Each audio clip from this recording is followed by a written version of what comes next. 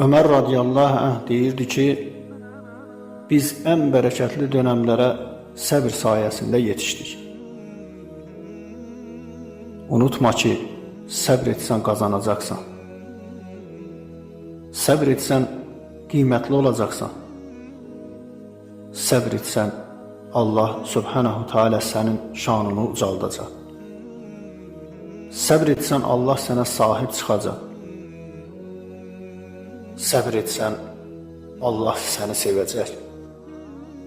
Səbr etsən Allah səni çox çətin sıxıntılardan xilas edəcək.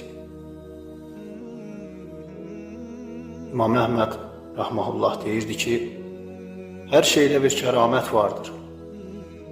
Qəlbin kəraməti isə Allahın rizasıdır. Yaxşı, Allah qulundan necə razı qalır?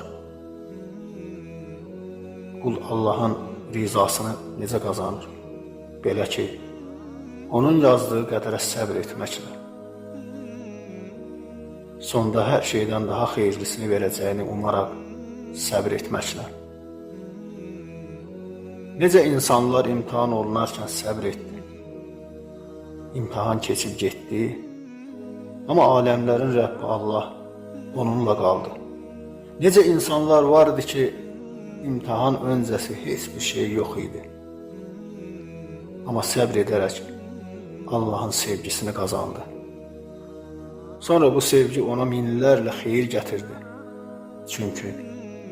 Çünki Allah səni sevirsə, sənə sahib çıxar.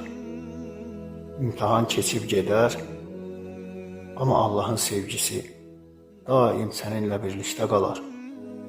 Unutma ki, Allah bağışlayan və qarşılıqsız nemət verəndir. Əl-Vəhhabdir. Elhamdülillahi Rabbil alemin.